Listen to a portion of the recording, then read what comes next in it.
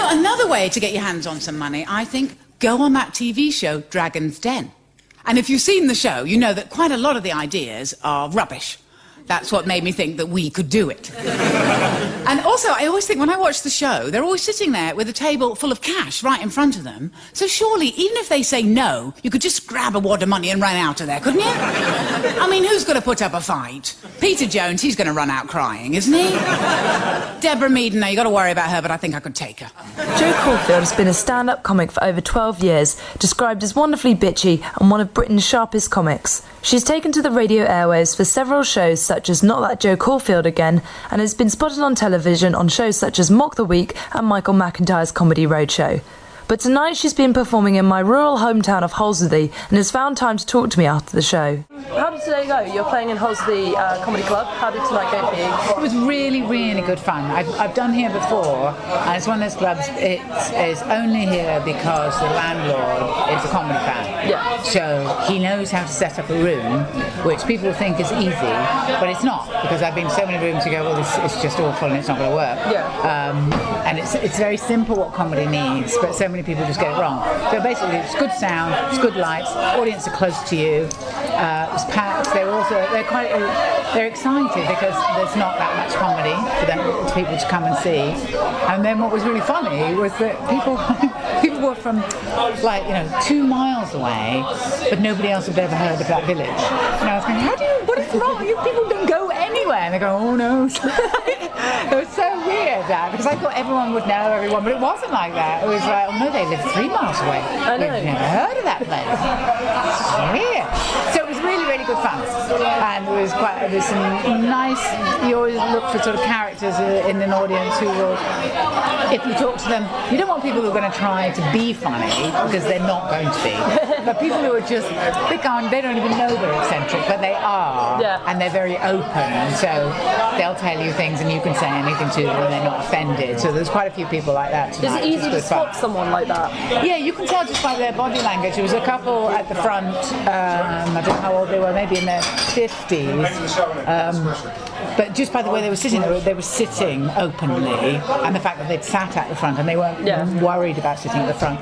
So when I talked to them, they just talked like they were in their front room. That's good. And so I could keep referring to them for certain things, and then they would offer more information, like about the fact that the man has 6 of everything because he can't find anything, and they become part of the show. Yeah. Do you like that when you can actually bring the audience as part of the show rather than it being performing to them? Yeah, I mean, in a bigger place, often you just do the show, but somewhere that's smaller, that's what's special about it, is that this show will not be done again. It's because of the people that were here tonight that certain things happened, and everyone in the room knows that. Yeah. So I like that feeling that everyone goes out knowing each other a bit better. Yeah. So what's your favourite type of venue? Do you prefer working in smaller comedy clubs like this, or is it kind of one of those things that depends on your mood, whether you want a big open stage? Well, they have different things to offer. Like here is really fun because if you're talking to someone at the front, the back isn't very far away, so they get the joke. You can't do that in a big theatre so much, but the plus of a big theatre, and you're in a full big theatre and you do a line and the roar of laughter, it's like you feel it, and it's just a huge thrill. Yeah. So that has a different plus. No, that's great. You were saying that I've heard before in previous interviews you said you like to go wander around the town and get a feel for. Yeah. Did you do that for this show? Did you have a little wander around? Not really, because when I was here before, I kind of wandered around and I mainly did stuff about how there wasn't really anything to notice. I was going to say, because that's what I was interested in. It's like, so what did you pick out at Holsworthy? And that's the thing, like sometimes nothing happens and that's the way it is. I think I sort of go out and it's more just to be open if something happens. So I'll go to a local cafe, and because I'd been here before, I thought, well, I'll stop somewhere else. So I went to Oakhampton instead. I thought, well, I'll see what happens there. And sometimes it can just be a conversation that you can have with somebody, so something does happen. But if it doesn't, I think don't force it. That's fine as well. Yeah. Okay. No, obviously you wouldn't want. It just sounds fake if you were to force it. Yeah. So, as you from previous work, I've looked over your work, and you do kind of mainly observational comedy about different situations that go on. Have you ever been in a situation where you found something that's really, I don't know, like annoyed you or something, but you've gone to tell it to an audience, and then they have a completely different reaction and they find it totally normal? Do you have that very often, where you realise you think it's something that everyone would hold the same view? Yeah, it's more often people, like a celebrity, that I will dislike a lot, and people are just like, why is Tess Daly so annoying to you? You know, they just see it as a sort of a bland, harmless person. And I go, but that's what's annoying about it, the blandness out in the world. All those kind of people infuriate me because there's no point to them. But you tell an audience, they just go, she's never done anything to anyone, what's the matter with you? Oh, bless Tess Daly. So has she been like a victim of your comedy before? Well, no, because people don't laugh. So I had to put her aside. Yeah. Just have to wait till she does something and then you're ready to pounce. Yeah, but she doesn't because she's nice. You know, and it's also like it's those people, you know, or Holly Willoughby's another one. People go, oh, but she's nice. I go, yeah, I'm sure she's lovely. If you meet her, I'm sure she's a lovely person. Yeah. But I can't bear the blandness. No, fair enough. Yeah. It needs to be a bit exciting if you're going to do something on TV. Do you use these kind of shows because obviously are you performing in Edinburgh? I'm doing Edinburgh and then doing a tour after Edinburgh. Yeah. So, you know, so there were some things tonight that I'm still working through. And so you've got an audience here that's really on your side. Yeah. So you're not worried about doing a new piece because you think, well, they're already on board. So also it means that you can improvise more and see, oh, is there more to this routine than I thought there was, and just see what happens. Yeah, it gives you room to play with it. Yeah, definitely. Yeah. Do you find audiences say at places like Edinburgh, it's kind of, you've got a lot of work harder, a lot more to win them over, whereas here, they've come to see you? It varies, because Edinburgh as well, also because the shows are expensive in Edinburgh, I think. Mine isn't. I've kept tickets £10. But some of the shows, you know, you get 15, 17 quid for an hour. It's not a whole theatre show like a tour show. It's only an hour, which I think is too much. So I often think they think we've paid a lot, so we're going to laugh, whatever, or we've paid a lot and we'll be difficult. But I find mostly Edinburgh audience is just a fabulous audience. Yeah. Because you've got so much to play with, because everybody's, you know, from everywhere. They're comedy fans because they're there. Yeah. And a lot of the time they're people who've seen me before, so they know what I do. Or if they haven't seen you, they're excited because they go, oh, I've never seen them, but I've heard it on the radio or whatever. So I love Edinburgh. I think it's great. When you say they're kind of like comedy fans, do you find that you have to up the ante in terms of your jokes at all? Or is it kind of that you have a kind of similar par without all of your performances? I would hope so. I would hate to think that I was doing something where I go, oh, that's a bit of a shitty joke, but, you know, this audience doesn't know any better. I would never feel like that. That would be horrible. I would always hope that I'm, you know, and that's what excites me about comedy, is that I'm trying to get better all the time. Yeah. Or do sort of things that I haven't done before, like I'm doing more sort of acting out, more long stories than I used to do. Because I used to be very like, oh, gotta have a laugh, gotta have a laugh, gotta have a laugh. And now I'm going, oh, but if you stretch a bit, then the laugh is very big at the end, you know, and you get a nice release of tension. So that's interesting. So I think, you know, I'm always sort of trying to be better. So your comedy is always evolving throughout the years that you've done it now? Yes, yeah, definitely, I think. Yeah. So it's definitely worth coming to see you more than once. Oh, yes. Sure. Oh, yes. So you're off to South Martin tomorrow. Are you travelling by yourself? Like, do you tour by yourself? Yeah, I tour by myself, yeah. Does it get lonely? It does. It didn't used to so much when I lived in London. But then last year we moved to Edinburgh, which means that sometimes there's not a lot of places that you can't drive back to when you live in London, you know. So even if I was down here, I would drive back at night at the end of the run. But now it's always an extra day away. Mm-hmm. So it's the first time ever doing this that I have kind of thought, oh, I'm just away a bit too much. And because I know other comics talk about it, and I always like, what are you talking about? They go, oh, I'm just fed up being in hotels and I feel a bit lonely, and I could never understand it. Well, hotels are great. Yeah. What's the matter with you? But I was just going, oh, I would like to be home tonight, but I can't get home because I've moved to Edinburgh, which is stupid. Well, that's the only reason you regret moving to Edinburgh. That's the only reason. And then when I'm there, I love it. Yeah. You know, it's worth it.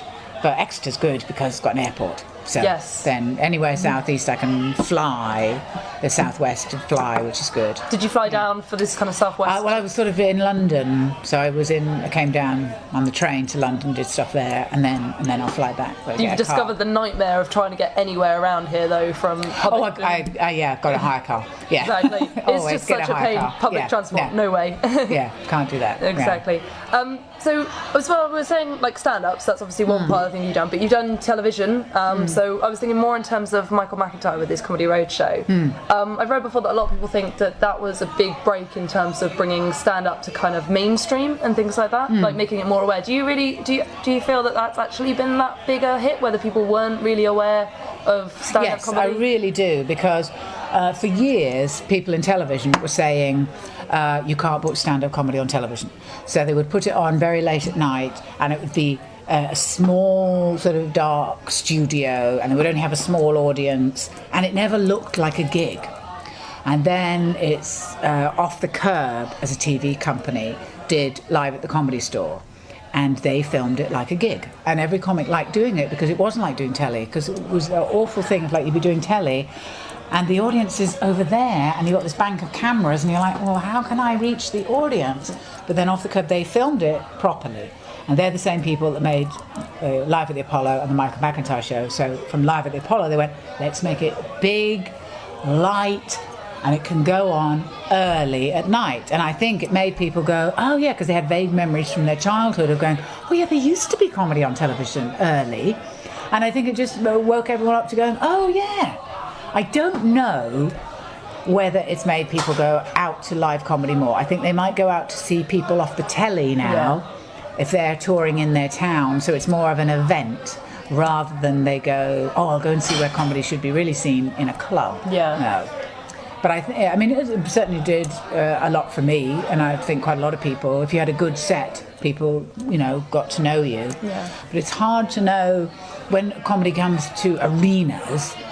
Then you go, oh wow, that's a different thing. Because a lot of people are not going because they're a fan of telly. They're a fan of a person on the telly. And they're not even that discriminating about who it is. Yeah. They just want to see a person from the telly. Yeah, I couldn't imagine going to see, I went to see Lee Evans, but I saw him at the Pavilions, and luckily we were in the front few stalls, so it feels still more intimate. Yes. But if you was what was it? Is Wembley or O2? Yes. When you're right at the back, it would not be the same looking at him on the screen as it would be to see him in front of you. I don't really understand. Well, I understand why, obviously. Yes, but, financially amazing, but it is is it really the same thing? Yeah. Have you found that a lot of comedians have found that things like Twitter has helped them a lot? Have you found that it's I don't know if it helps. It's hard to know. I love it. Yeah. And I like, I think it's very good for writing, for the discipline of it. It just keeps your mind kind of sharp to go with it. And sometimes I'll write a joke, or sometimes I'll write I've just seen this on telly, and then you find out other people are watching it. Yeah. And I love that, like tweeting through something. What was that awful show that was on where it was like a make, do and mend show? Oh, I'm and you had to, and it was people of all ages. That's what surprised me. It was like young people going, oh, how to turn this old egg box into a nice hat. I saw that. Was that like Channel 4 kind of? It was like a recycled kind of. Yeah. Oh, I saw some of those. Full of crazy people, and I started tweeting, and then loads of people tweet, and it was just like it was added to my enjoyment. I'm pretty sure there was a guy who, with my uni work, I interviewed him. He lives not far from Bournemouth. That's where my uni is, and he's lived on a diet of roadkill for 30 years. And I think he was on that show because it was like recycling. Yes. And I remember I met him, and he was so convinced that he'd never been ill off of it. And I was saying different scenarios, like, okay, so something's been dead in the road, and he's like, well, if there's a frost, then it kind of freezes it, and it's okay. And I was thinking, oh my god, you are crazy. And I went back to his house, and it was like being inside a dead Jumanji world. It was crazy. It was horrible. I kind of my housemates were like, give us your number, give us a house. We don't know if you're going to survive this. But and he was on shows like that. So it's kind of, you get all the crazies out of things like that. It was just hilarious. Like there was an old woman, and I was watching and what is she doing? And she was saying a cheap way to clean your toilet is to buy Coca-Cola. And she had like a 2-litre bottle of Coca-Cola and was pouring it down the toilet. Is that really going to be any cheaper in the end? I really don't think so. I love she was like, it has to be branded to really get off the grime. And then there was a woman who's put cat litter in her trainers. That was a good way to get rid of the smell of that, and you're just going, yeah, but if someone sees you do that, you'll be put away. No, exactly. And then this thing, it's nice. I like things I really like the interactiveness of it. Like I ask people, like, what music should I come on to? And people write really funny things. And then sometimes you go, oh, you're absolutely right. And I say, it's garbage. I'm only happy when it rains. I think that's a perfect song for me. But I really like, or I'll do like I say I need a punchline, and then people all give, just it's like a game thing. Yeah. And people say, I really like the interactiveness of it. It's just fun. Yeah. That sounds cool. So, in a way, would you say that they've helped out with your punchlines, that actually giving you some of the comedy? Well, no, it's not a joke that I would be using at all. Okay. It's more set up just for Twitter. Oh, okay, that's cool. All right. I'm not going. I found they can write my set. Yeah. I was just thinking that's like quite an easy way to just get everyone else. It's more like you set something up deliberately to go, or what should I say to my mother-in-law, and then people will write all these things, So have to look out for that.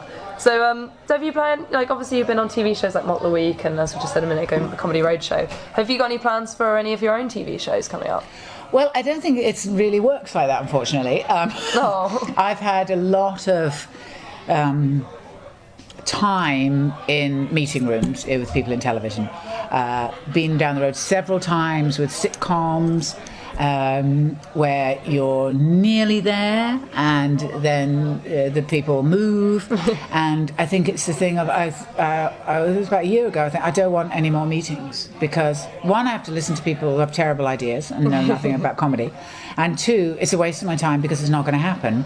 And then it was a friend of mine said it to me who's not in comedy, and they went, but with all the cheap technology there is now, you could just make a sitcom. Why don't you? And I went, oh yeah. Have you considered doing that then? Well, that's what made me feel guilty. I went, yeah, of course, I should be doing that. So now we've with some people up in Edinburgh who have the kind of technical skills. We've started filming little shorts. But I don't want the time away from doing stand-up, because I do think it's like a muscle, and if you don't use it, it goes. And I like the self-containedness of it. And as long as I, get bits and bobs, like if I can get a Mock the Week, or if I got News for You, then I can still have an audience and tour, rather than spend my life going to meetings and people giving you a little bit of money because they like everything. That's the thing. Yeah. Their secret is to go, yeah, we really like that. Here's a couple hundred, could we do a bit more? You do a bit more. Yeah. And before you know it, there's a year of your life gone, and something's not being made. Yeah. And also, I do really love stand-up.